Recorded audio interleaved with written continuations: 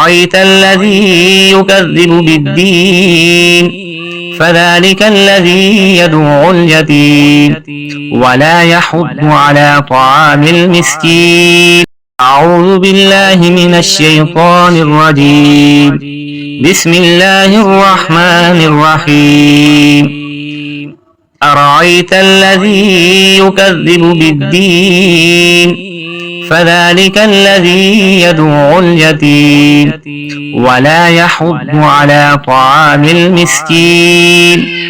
فويل للمصلين الذين هم عن صلاتهم ساهون الذين هم يراءون ويمنعون الماعون. صدق الله العظيم وصدق رسوله النبي الكريم الأمين.